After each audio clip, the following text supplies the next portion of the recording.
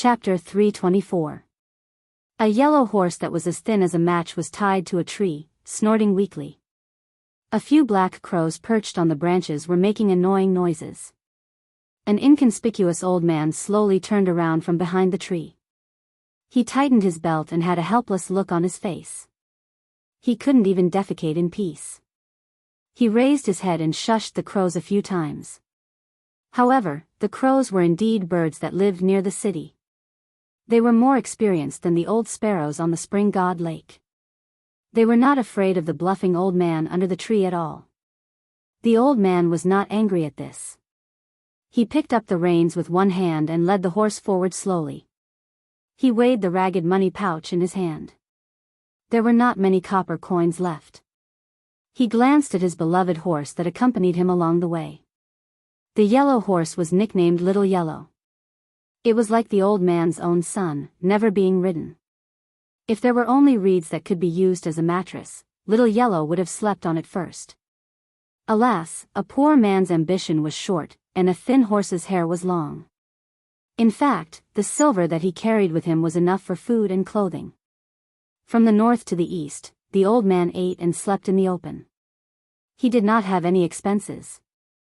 It was only when his stomach was full of wine worms that he went to the downtown market or a roadside wine stall to buy a bottle of wine to satisfy his cravings.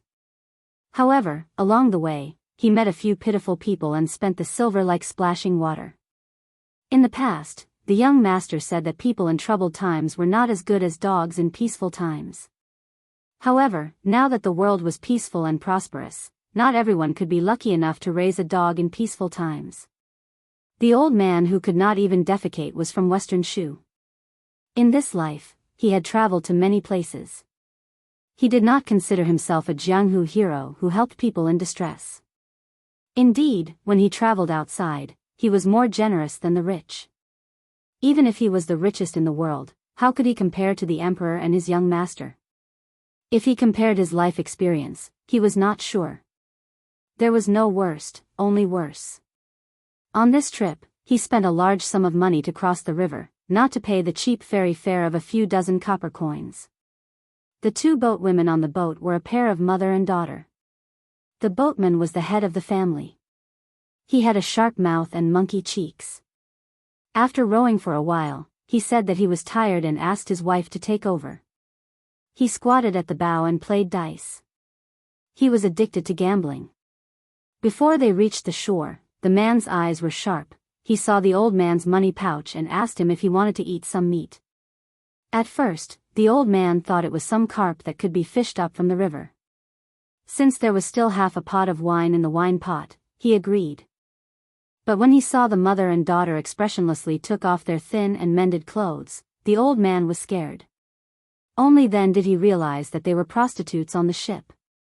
He hurriedly stopped them, and when they reached the shore, they threw away the majority of the money and ran away as fast as they could. When the old man traveled with the young master in the past, when he came across bold village women who exposed their breasts to feed their babies, he would stare until the young master pulled him away. If he really wanted to do something serious, the old man really couldn't do it. Moreover, the mother and daughter were so young that they could be his daughter and granddaughter. Especially the little girl's real age was only 13 or 14 years old. On top of that, because her family was poor and couldn't afford to eat, she looked like an 11 or 12-year-old girl from a rich family. If he did this kind of thing, wouldn't he be punished by the heavens? Taking 10,000 steps back, the Prime Minister's gatekeeper was a third-rank official. Even Grand Secretary Zhang's gatekeeper couldn't compare to the Bailiang Palace where Old Huang lived, right? Although I, Old Huang, was only a horse feeder in the prince's mansion, according to this saying, not to mention third rank, I should be a seventh-rank official. If I really wanted a woman and went crazy, would it be difficult? I, Old Huang, had woven more than 10 pairs of straw sandals for the young master, so I wouldn't be lacking in any way. When we were traveling, the young master unintentionally brought up this matter, saying that when we returned to Bailiang, he would help me find a wife to warm my bed. When Old Huang thought of this, he laughed foolishly, subconsciously swallowing his saliva. Of course, he didn't dare to defile a beautiful maiden. A middle-aged woman still had her charm and whatnot. He also admitted that he wasn't worthy. However, at that time, old Huang, still hoped that there would be a fair and tender maiden rolling in the sheets. I was just being polite with the young master. Why did the young master take it seriously? Old Huang slapped his face and muttered to himself, Old Huang, who asked you to pretend to be a master? Back then, you didn't become a blacksmith but practiced swordsmanship. Wasn't it so that you could get close to those heroines? Why did you become stupid after practicing so much? Why did you ruin such an ambitious and beautiful original intention? The young master was indeed knowledgeable, but he wasn't sour. His words were especially comfortable. Every time he stole a chicken or duck or nibbled on cucumbers or roasted sweet potatoes, when he was in a good mood, his words were beautiful. Old Huang clearly remembered a saying that in the world, there was a kind of person whose heart was higher than the sky and whose life was thinner than paper. He thought about achieving great things all day long, but unfortunately, he didn't have the ability to do so. Old Huang felt that this was a great truth. Even a boor like him, who didn't know how to read, understood it. Hey, was he praising him, Old Huang, for having the strength to do the things he wanted to do? Old Huang was secretly happy when he thought about it. When he grinned, people would notice that he was missing 2 front teeth and was very leaky. The old man and the skinny horse walked slowly, but in this world, as long as one walked, no matter how long the journey was, there would always be an end. Wouldn't they be able to see the majestic city as soon as they looked up? Martial Emperor City wasn't originally called Martial Emperor City, but Overlook City. It was a vassal city of a royal family in Dongyue during the spring and autumn period. It was named after a line in a poem written by sage Zhang when he traveled to the eastern sea thousands of years ago, Donglin's stone platform to see the vast sea. Later on, Wuxia Xianxia, who was a nobody, fought again and again in the Jianghu. He was highly regarded by the royal family of Dongyue and was taken in as their son-in-law. They wanted to use Wuxia Xianxia's invincible strength to rebel and usurp the country. After they failed, they hoped that one person would die to atone for the crime of the whole city. After the city was besieged, as a member of the royal family, he committed suicide in front of 60,000 armored soldiers. The emperor of Dongyue was still unwilling to let him go. Of course, he didn't say that he wanted to exterminate his entire family. After all, if he did so, wouldn't the emperor's own family be killed? However, the massacre of the entire city was unavoidable. Coincidentally, Wuxia Xianxia had just returned from a battle with the contemporary sword god, Li Chungang. He didn't waste any words with the emperor and directly killed his way from the outside of the city to the outside. He carried the city lord's corpse back into the city and then killed his way back to the outside of the city. He killed his way back to the outside of the city 3 times. On the last time, he killed his way to just 30 steps away from the East Yu Emperor's tent. He killed all the elites of the Eastern Yu sword pool who had been the imperial guards of Dongyue for generations. Wuxia Xianxia forced the emperor to make a vow to the city by himself. That was how the martial emperor city became independent during the spring and autumn period. The older Wuxia Xianxia got, the more profound he became, occupied the eastern sea and looked down on the Jianghu. He was truly invincible. In the end, when the Liang dynasty unified the country, the old emperor, who had established an unprecedented great cause, personally rushed to the martial emperor city to have a private talk with Wuxia Xianxia. One was the emperor who ruled the world, the other was an ordinary man who claimed to be able to kill the immortals of the earth. The world only knew that the two of them had a pleasant conversation. Neither the emperor nor the ordinary man was angered. After that, even when the martial emperor city secretly killed the Jianghu people, the imperial court only turned a blind eye to it. Nowadays, Wuxia Xianxia rarely fought with others. The world no longer expected anyone to be able to defeat this martial artist who was so conceited that he could fight with ancestor Lu 500 years ago. The new sword god, Dong Tai, and Xing Yi, Chao Chongqing, were all legendary figures. However, in the martial emperor city, they only fought until they were undefeated.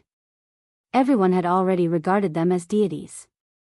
Ordinary experts weren't worthy to meet Wuxia Xianxia, let alone Wuxia Xianxia. As for Wuxia Xianxia, who used human strength to prove the heavenly Tao, if he really wanted to kill someone, even the immortals of the earth, as long as they hadn't ascended, would be unable to defeat Wang Xianji. The old man walked to the towering city gate. The people of the Jianghu who entered the city together with him were all experts with boundless elegance. If they weren't those who had red hair and iron arms, it felt like they could blow people away with just a sneeze, then they were those who stood out from the crowd.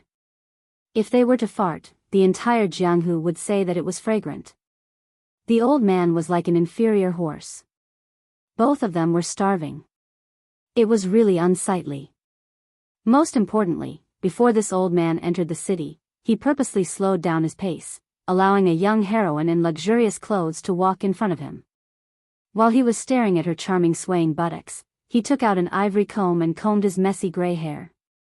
Since this beautiful heroine in exquisite clothes dared to come to the martial emperor's city alone, she definitely wasn't an ordinary young lady who only knew how to play zither, go, calligraphy, and painting. Sensing the gaze behind her, she turned around and glared. However, when she saw that it was an old man who was leading an inferior horse that was even worse than a mule, she didn't bother about it anymore. She snorted coldly and went straight into the city.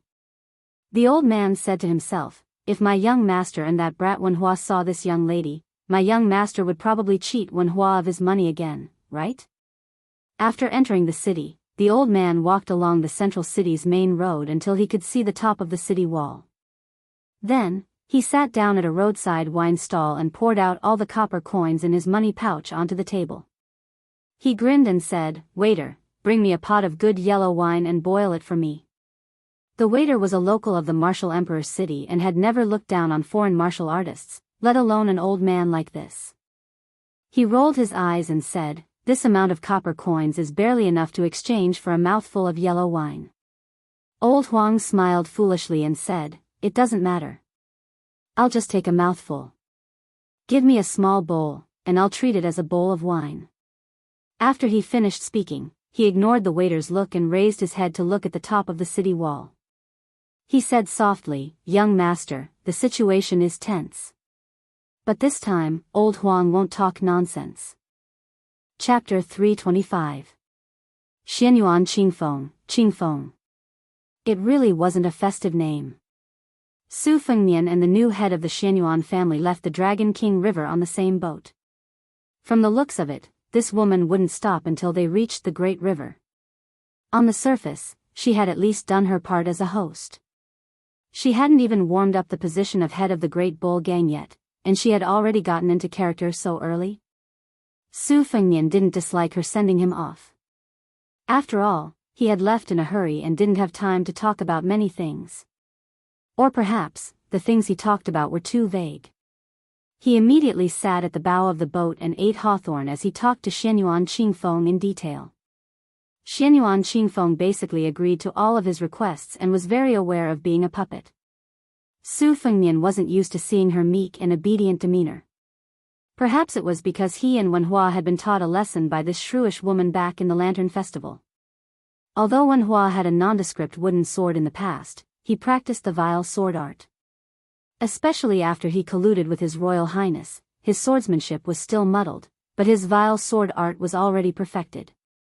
After being chased around by Xianyuan Qingfeng's evil slave for half a day, he was still stubborn even after being stepped on by her.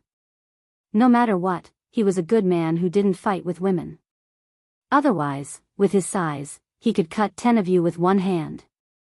At that time, Xianyuan Qingfeng, who was still living a happy life, sneered and ordered the people to let go of Wenhua. Then, she used a horsewhip to cut the wooden sword ranger 7 or 8 times from head to toe. After the two were dragged away by old Huang, Su Fengnian almost recognized Wenhua, which was enough to show how ruthless Xianyuan Qingfeng was.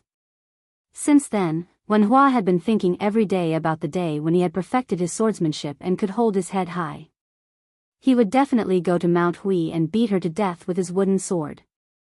Every time he talked about this, Wenhua would lovingly gaze at beggar Su, who was as soft and tender as a woman. His Royal Highness would feel goosebumps all over. That one guy. Xianyuan Qingfeng obviously paused for a moment, probably intending to add a comment like a libertine. However, life was full of ups and downs. The lecherous beggar he met by chance years ago had suddenly become the legitimate eldest son of the most powerful king in the world. According to common sense, birds of a feather flock together. A young man who could do such despicable things with the crown prince of Bailiang must be either rich or noble. Most likely, he was loitering outside of Bailiang under the guise of studying abroad. Therefore, Xianyuan Qingfeng asked a reasonable question. Is it a son of an aristocratic family who has been traveling around the various provinces? Su Fengnian just held his belly and laughed, without any explanation. After he was done laughing, he leisurely ate the hawthorn and spat out a few seeds. He asked in a seemingly casual manner, "There's a machete man in Mount Hui called Yuan Tingshan. I heard that you're very familiar with him." Xianyuan Qingfeng, who had been standing and looking down, said calmly, "When I left the mountain, I had already sent my guest, Hong Yuan, to lead more than 20 men of sacrifice to the Sisters' Waterfall to encircle and annihilate Yuan Tingshan." Su Fengnian suppressed the shock in his heart and said with a smile, "Is this a sign of allegiance to express goodwill to me?" Xianyuan Qingfeng said coldly, "As long as your highness does not betray Mount Hui, Xianyuan Qingfeng will not betray your highness." As expected of father and daughter. "You speak in the same tone." Su Fengnian sighed from the bottom of his heart. He grabbed a handful of hawthorns and raised his hand slightly, wanting to give it to the woman who was temporarily sitting on the same boat as him. Seeing her wooden and indifferent expression, Su Fengnian did not feel embarrassed. He threw a hawthorn into his mouth and stood up to look at the river.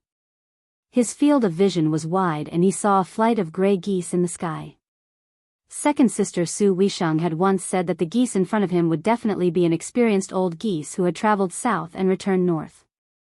Su Fengnian was lost in thought when Shu Xiu came from the back of the boat, reporting that there was a raft of people chasing after them from Mount Hui's ferry. Su Fengnian walked to the side of the boat and saw a familiar-looking man on the raft.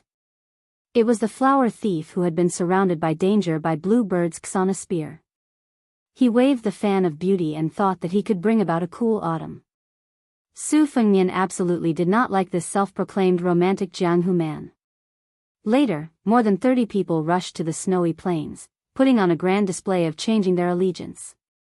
Unfortunately, these heroes' flattery was all for naught.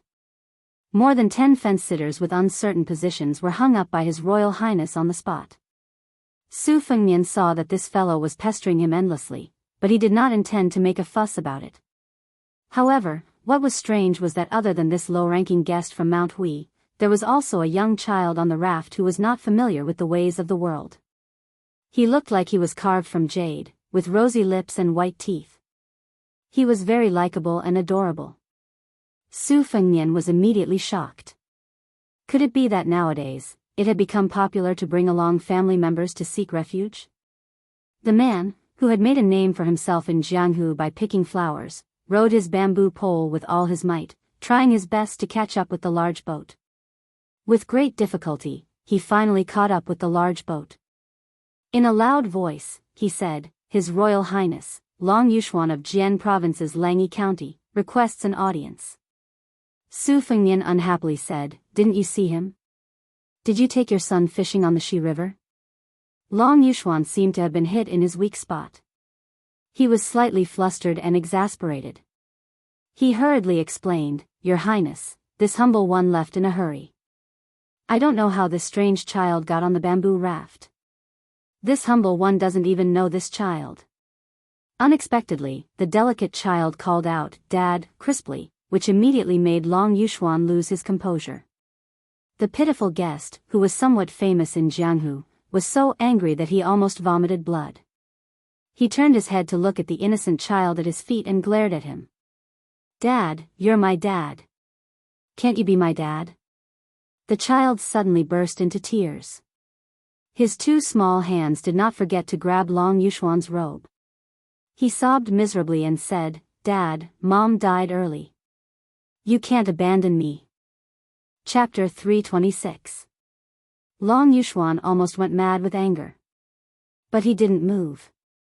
Otherwise, with his strength, he could easily kick this child into the river and feed him to the turtles. Long Yushuan boasted that he had never been touched by a single flower. He had only had brief relationships with the beauties painted on the peach blossom fan. How could he have a son? Did he really think that it was easy to be a virtuous flower thief in this day and age? Not to mention that he needed to be handsome and talented, other than those pretty girls from humble families who had been enchanted by the book, The First Snow, and wanted to elope with a poor scholar. Long Yuxuan was quite relaxed. All he had to do was wave his fan and recite poems. But for those girls from respectable families, just by looking at their belts, jade pendants, fragrant sachets, and other trivial things, Long Yuxuan could tell how much weight they had. Want to ride a horse? Oh my, do you know how much money a good horse costs? It was a bottomless pit. The women of noble families had their eyes on the top of their heads. Each and every one of them had a vicious and crafty gaze. If they wanted to show off their wealth, they had to spend a lot of money. Long Yuxuan had spent money like water these years, but he hadn't been able to save a single copper coin. Last time, he had swindled the county governor's daughter with a fine purple colt. It was said that one tail of purple colt's meat was one tail of gold. How heavy was this horse? How much money did it cost? Of course, the cash-strapped Long Yuxuan couldn't afford it. He had borrowed it with great difficulty from a disreputable noble family disciple from another province. Thus, every time Long Yuxuan caressed the peach blossom fan, he couldn't help but shed bitter tears for himself. He had been a low-level guest at Mount Hui and didn't have enough money. Back then, he had only borrowed this large umbrella to shelter himself from the rain. Now, the few who had held the umbrella were all dead. The snowfield was truly deserving of its name. It was said that even the insufferably arrogant ancestor, Xianyuan Pan, had died just like that. If that little girl, Xianyuan Qingfeng, were to hold the umbrella, how big could she hold it with her small hands? Long Yuxuan saw that His Royal Highness's methods were truly impressive, so he was determined to follow him to Beiliang. It was rumored that Beiliang had a Yanji county, and that the women there were so fair and tender that water could be squeezed out of them. How could Long Yuxuan not be infuriated when a bastard suddenly appeared out of nowhere and called him father? Su Fengmian and Xianyuan Qingfeng exchanged glances. She shook her head and said softly, "Every guest has a secret file in Mount Wishan." Xianyuan Qingfeng memorized every single one of them. There's no record of them having children. Su Fengmian said to Long Yuxuan on the bamboo raft, "If you want to prove that he's not your son, it's simple. Kick him into the river and you can get on the boat." Long Yuxuan was stunned. Su Fengmian quietly waited for the rest of the story. If this person really did such a ruthless thing, not only would the old god of swords Li Chungang be able to save the drowning child, even he and Blue Bird would be able to do it. As for the rapist, there was no point in him getting on the boat. Even if they boarded the ship, they would still die. Beiliang had used a lot of money, fame, and fortune to raise dozens of capable people. A bull's mound was unreachable in the Jianghu, but to a colossus like Beiliang, it wasn't even worth mentioning.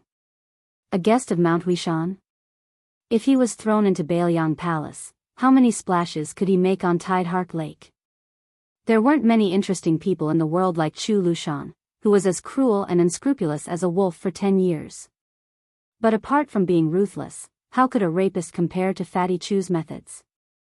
There was news from Xiangfan City that a man with polychoria surnamed Lu had become so engrossed in killing that he had turned Jing and Palace upside down. But Long Yuxuan only smiled and said, "Let's say goodbye to His Royal Highness." Su Fengmian slowed down the raft and put some distance between it and the ship. Her eyes suddenly widened as she saw the man give her the middle finger, then turn the raft around and flee toward Mount Wishan. Xianyuan Qingfeng turned her head slightly, the corners of her mouth quirking up. She originally didn't like Long Yuxuan, but his actions today were true to his nature and made her see him in a new light. Originally, the rapist Long Yuxuan's reputation was terrible and his martial arts weren't outstanding, so she had her own thoughts. This person couldn't even be considered a chicken rib for Mount Wishan. She was also a woman and innately detested Long Yuxuan's actions. After taking over the bull's mound, she originally planned to give him a few lesser-known secret manuals and some gold and silver as a reward to get him out of Mount Wishan. But now she changed her mind. Although she was forced by the situation to help the crown prince do evil, she was very happy that someone could cause trouble for His Royal Highness.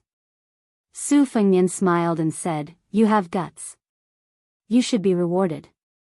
Xianyuan Qingfeng seemed to be afraid that this scheming His Royal Highness would have the intention to kill. She said softly, "It's not easy for the ship to turn around. With the speed of the raft, it'll reach the shore soon.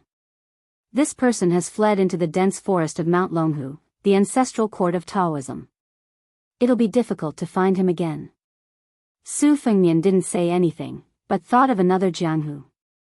This Jianghu was probably something even Xianyuan Qingfeng couldn't imagine. There was no sword god with 2 sleeves and a green snake sword that opened the gate of heaven, no Chao Qingyi and Wang Mingyin, no celestial ancestor of Mount Huishan, and no Confucian sage, a land immortal. Even Long Yuxuan, a lowly guest elder who looked like an ant at the moment. There were old servants and crippled horses, bandits and thieves, wanderers with wooden swords, and a straw bag beggar. Every day, they could ask for food and clothing, and if they didn't mistreat their stomachs, everything would be fine. If their farts could have the smell of meat, and not just the smell of sweet potatoes and garlic, then it would be even more fortunate. He clearly remembered that wanderer with a wooden sword at his side to put on a shabby front. His specialty was to use yams, glutinous noodles, and sesame oil to make a meal. The yams were mashed and stewed until they were soft. The glutinous noodles were kneaded repeatedly, filtered through a straw sieve, and then found a bamboo cage to steam them. He then stir-fried them with sesame oil, added onions and garlic, and stir-fried them. He had never eaten such delicious food in his life. Every time, he had to fight with the one surnamed one until his face was covered in dirt. The strength that he had accumulated with great difficulty after wolfing down the food was all used up in the fight. After they were done, the 2 of them would lie on the ground with their arms and legs spread out, happily bragging and farting. They would bitterly say that the wanderer they saw in the downtown area yesterday was just a man with a pretty face. They would drool when they saw the bosom of the pretty girl from a humble family on the 2nd floor of the restaurant the day before yesterday, and talk about how aggressive they were. The one surnamed Wen couldn't even afford a metal sword or a bronze sword. After meeting him in Old Huang, they wouldn't have known each other without a fight. He liked to run into the crowd even when he was leading his horse and drinking water. He couldn't wait for everyone in the world to know that he was a young master who could both afford to buy and raise horses. This guy really wanted to save face. This was also Jianghu. There were 2 places in Jianghu. Su Fengnian preferred the one where there was a lively Wenhua. Therefore, Su Fengnian turned to Xianyuan Qingfeng and said with a smile, "I'll have to trouble you to find this person and tell him that I've accepted him as a guest official of Bailiang Palace." Xianyuan Qingfeng frowned and said, "Really?" Su Fengnian nodded and said, "When I speak under the bed, my saliva is a pit." Chapter 327. After Xianyuan Qingfeng changed boats, he didn't return to the Bull Mound. Instead, he followed the Dragon King River and entered the Azure Dragon Stream, heading towards Mount Longhu to look for that guest elder. The flower thief didn't mind being a stray dog. Without a residence to guard, he could live without any restraints. Thus, when Xianyuan Qingfeng found him, this guy actually managed to catch a pheasant and roast it over a bonfire with the child. Long Yuxuan saw with his own eyes that the Prince of Bailiang's ship didn't turn around, so he relaxed a little. Furthermore, he didn't expect Xianyuan Qingfeng to mobilize so many people to enter the mountain to hunt him down. When he was surrounded, he didn't have any heroic spirit, nor did he wag his tail to beg for mercy. He only asked Mount Hui to let off the child who seemed to have jumped out of a rock. Xianyuan Qingfeng didn't beat around the bush and roughly explained the meaning of the Su Fengnian. Long Yuxuan was filled with vigilance, afraid that he would walk right into the trap. Seeing that this person was so displeased, Xianyuan Qingfeng was slightly displeased and left without saying anything. Long Yuxuan actually believed most of Xianyuan Qingfeng's words when he saw the formation he had set up. However, what really made him decide to chase after the big ship was the child beside him saying, "Father, let's capture all the big sisters on the ship and make them our mothers." Even if Long Xuanyu had 10 times the guts of a bear and a leopard, he wouldn't dare to snatch the women from His Royal Highness. he wouldn't even dare to take a few more glances to feast his eyes. However, since he had a way out, his face was still acceptable. If he didn't go with the flow, when would he? After catching up to Xianyuan Qingfeng, she magnanimously got off the boat at the Dragon King River and lent it to him. When Long Yuxuan bid farewell to her, he was sincerely convinced for the first time and promised that if he could achieve meteoric success in Beiliang in the future, he wouldn't forget Miss Xuanyuan's kindness in recommending him. After catching up to that air in the Shi River, Long Yuxuan still felt as if he was walking on thin ice after changing boats. However, His Royal Highness didn't exchange pleasantries and asked the retainer to arrange accommodations for the father and son pair. This actually made Long Yuxuan feel extremely reassured. After that, he didn't take half a step out of the cabin and behaved himself. He was afraid that His Royal Highness would mistakenly think that he had the idea of picking flowers again. If that happened, he would die unjustly. It wasn't easy for him to jump from an unranked guest of Mount Hui to a guest of honor in Beiliang Palace. It could be considered as a carp jumping over the dragon gate. If he were to be slaughtered right after becoming a sky dragon, it wouldn't be so miserable. On the other hand, that little brat was like a newborn calf that wasn't afraid of tigers. He acted like an old man and was in a complete mess. Whenever he felt bored, he would walk out of the cabin with his hands behind his back. If he wasn't leaning on the railing to look at the river, he would stand at the bow of the ship and assume all kinds of postures that showed that he had experienced the vicissitudes of life. That wasn't all. When he saw the beauties of several His Highness, he approached the androgynous brother and sister. He raised his little head and sighed softly with a look of disappointment. Then he walked to the front of the most beautiful young woman. He raised his head and stared at the same spot, nodding slightly. Finally, he came to the side of the older sister who was holding the white cat. When he saw the rise and fall of her breasts, his eyes lit up and he said in a deep voice, "Good.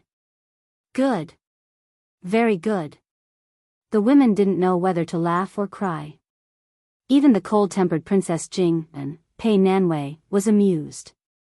Murong Wuzhu covered her mouth and laughed. She didn't mind this little brat mocking her breasts. Yu Yue stared blankly for a moment. The little guy said, "I'll help you hold the white cat, you can hold me." After saying that, he jumped up and wanted to take Wu Meinyang.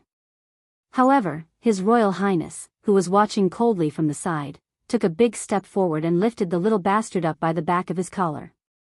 He hung him in the air and scolded jokingly, "You dare to take advantage of this heir apparent's woman. If you're not Long Yuxuan's son, who would believe you?" The child couldn't reach the sky and couldn't fall to the ground. He bared his fangs and brandished his claws in the air. Yu Yue glared at His Royal Highness. She was naturally charming. For the next 2 days on the surface of the river, Su Fengnian, who was originally the core of the strict hierarchical circle, was somewhat harmonious due to this child's disturbance. It was like a paper hanger mending a leaky window. Finally, there was some warmth. The child did not have a name or surname. Even if he was beaten to death, he would not admit that this child was his child. Yu Yue was rarely childish. She saw that he had raised 2 crickets at some point in time and would often lie on the deck with his buttocks sticking out to watch the 2 insects fight fiercely. Therefore, she gave him the nickname of Little Bug. On the ship, other than the old man who was in closed-door training and had never shown his face, and His Royal Highness did not have a good impression of this little pervert, there was almost no one who did not like him. Even the 2 pet beasts, the charmingly naive white cat Wu Meinyang and the lively and active tiger Kuei Bodhisattva, did not treat this child as a stranger.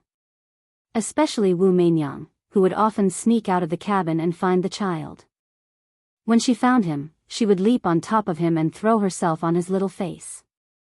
A strange scene that was often seen was the child fighting the crickets. A white cat and a tiger Kuei Bodhisattva would quietly squat on the side and watch the fight. Every time Su Fengnian bumped into this child, he would gently kick the child's buttocks, making him fall flat on his face. Only then would he vent his anger. Who told this little pervert, who was better than his master, to knock on every woman's door every night with all kinds of strange excuses? "Sister Murong, it's getting cold. Do you need Little Bug to warm your bed?" Father said that young men can make pancakes on their buttocks. When little bug is warm, I'll lie in it, okay? Aunt Pei, the night is long. Little bug is not in the mood to sleep. The Mid-Autumn Festival is coming. Why don't we admire the moon together? Sister you, that part of yours is heavy. Are you tired? Little bug is good at kneading and massaging. I'll help you relieve your tiredness, okay? Sister Blue Bird, I know you like to wear green clothes. Today, little bug specially changed into green clothes. Don't we look like cousins who have been betrothed since childhood? Acting like a hooligan did not seem to work. The little bastard was very clever. He immediately changed his approach and knocked on the door. Sister Murong, you and I are both destitute people who have left our homes. Shouldn't we comfort each other? Auntie Pei, I heard that you're good at hand-to-hand games. Little Worm stole the chess set and learned the 2 moves Big Avalanche from Dad during the day, so he secretly created his own inner twist move. Why don't we fight until dawn? Sister you, little bug helped you find your lazy cat, Wu Mainyang. Open the door. Sister Blue Bird, little bug wants to learn the spear art from you. For the past few days, Long Yuxuan had been living in fear and trepidation. Facing this little guy who had just taken off his pants, he certainly could not beat him up. However, no matter if he pretended to scold him or patiently persuaded him, this cheap son of his would just roll his eyes. Even more so, he could not beat him up. Although Long Yuxuan was a flower thief, he was not an extremely vicious person. Otherwise, on the bamboo raft, he would not have chosen not to bite the bait that was laced with poison and instead turned back. In general, they were father and son in name, but this little guy was already acting like a father. Later, Long Yuxuan saw that the atmosphere on the boat was not serious. Although the little guy was messing around, he heard that he was quite popular among beauties.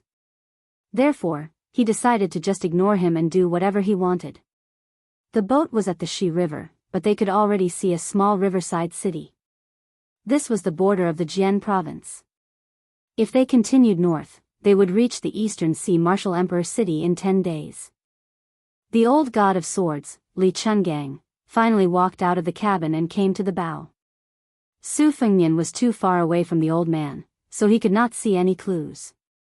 Long Yuxuan was finally summoned by His Royal Highness and was officially recognized as having a place on the boat.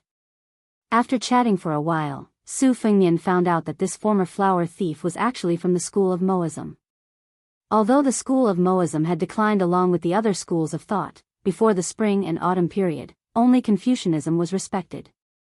At that time, Buddhism had not spread from the west to the east. The school of Moism, which worshipped gods and ghosts, could compete with Taoism. Unfortunately, they were not as tactful as Buddhism and Taoism.